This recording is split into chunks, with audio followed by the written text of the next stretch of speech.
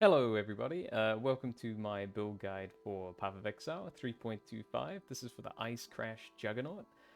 This is a super fun build. It's not mine originally, I'll get to that in a bit. This is an adapted build that I have of the hard work that this guy, in fact, we're going to jump right into it.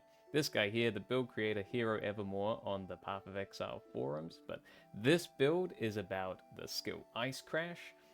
It does a stupid amount of damage. It hits 3 times in a pulse formation outward. You're going to make it so big it explodes the entire screen.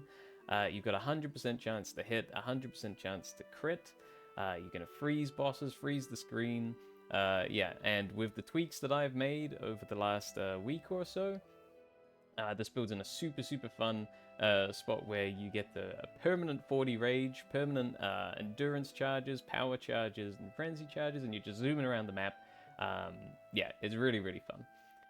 I know a video isn't the best way for everyone to learn, and if so, please visit the original forum post up there, or my path of building in the description, which has a lot of notes in it instead. So, how does it work? We basically juice up the damage of Ice Crash using the support gems on the left there, and it's worth noting Pulverize is more area of effect, and Overexertion is the interesting one. This means we do more damage per each Warcry exerting our ability. So, the idea of this build is to auto-exert 3, which reserves some mana instead. So all of those are just without any interaction going in the background. We then, in our dual curse setup that I use, we have Battle Mage's Cry, which is what applies Frostbite to everything we attack, and any other exertion Warcry of your choice. So Infernal Cry, Rallying Cry, you can swap these around. That's just for more damage. We then use Enduring Cry if we need more health regeneration. We travel around with Leap Slam, and we have 3 auras, all of which do slightly different things. Precision gives us crit chance and accuracy, Hatred gives us more damage, and Blood and Sand is either more area of effect while we're mapping, or more damage. We finally have a cast when damage taken set up over here to get our rage going and give us more armor. So, for your gear, it's pretty much all just rare items. You want as much armor as possible, as much life as possible, and then get your resists all the way up to the top. On your rings, you want to take minus mana cost. That will really fix your mana problems there. And then some nice to have things are cold damage, elemental damage, things like that. Now there are a few little uniques that you will need for the build as well, but they're very cheap, with the exception of the one in the middle here. But that is not essential. It's just a chase item for you to go for. The first one is the Oscam gloves. These are normally dirt cheap. It basically gives you Assassin's Mark when you hit a rare or unique enemy. That gives you more crit chance against it. I'm pretty sure you do more damage. It's just a good time all around. And you're only applying it when you really need it. And the second thing is it gives you a lot of crit chance per accuracy rating. That will help you a lot when you're leveling. And it's just great overall. The Pandemonious is huge. Again, you can use a rare necklace for as long as you need until you can get this thing. But this is how we slow bosses down by 30%. By this line here. We also chill and blind them, which is another good defensive layer, as blinded enemies have less chance to hit us. And we do a bunch more cold damage to everything we hit. So once you get one of these, this is when I would be allocating Whispers of Doom and doing your dual curse setup. And then for our weapon, you want a Flesh Ripper Axe because it gives you 50% increased critical strike chance with just as much physical modifiers as you can get and as much critical modifiers as you can get. So things like crit chance, crit multiplier, attack speed isn't bad as well. For your flasks, you basically just want what's on the screen here. You got 3 very cheap unique flasks that gives you more damage and a bit more survivability. And then a diamond flask for a bit more crit chance, and an instant life flask for your oh shit moments.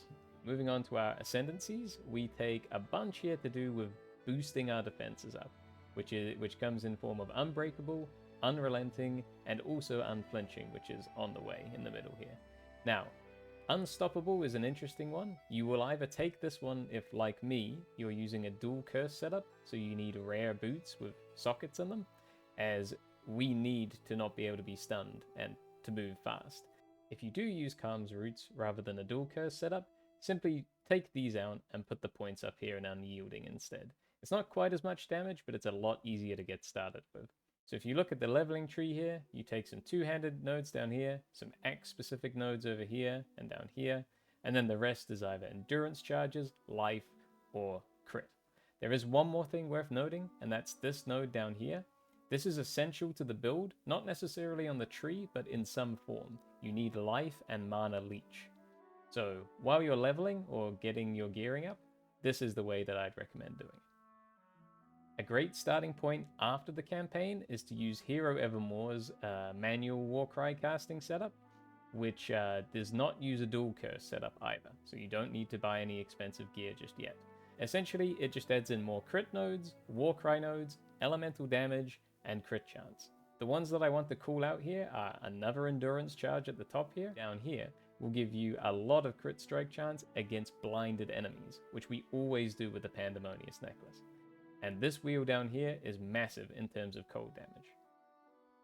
So as for the changes that I've made to this setup, it basically comes down to a couple of cluster jewels, a lot of quality of life, and maintaining 40 rage and all of your endurance, power, and frenzy charges. The core concept is to take a rage node and a mastery on the top left of the tree, which gives you 10 more rage, and this one here, grant 1 rage per 5 enemy power. Now that with a Warcry mastery that makes all of your Warcries always have a minimum of 10 power, means that your auto-exertion Warcries in the background, and the ones you are manually casting, are giving you rage no matter what, even if there's no enemies around you.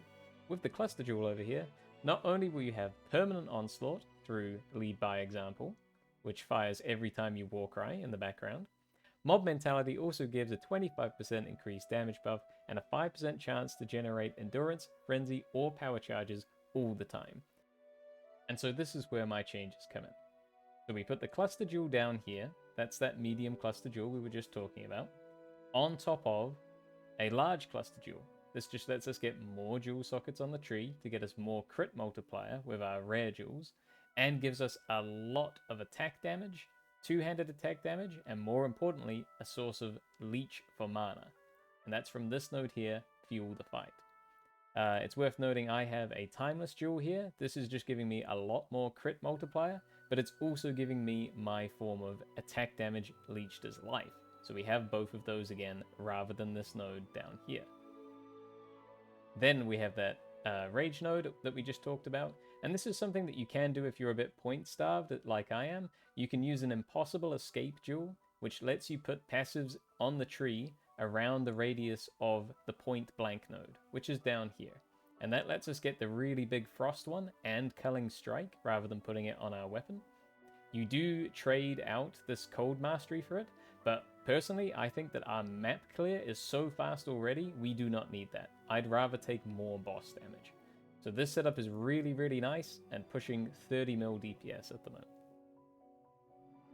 And that's it.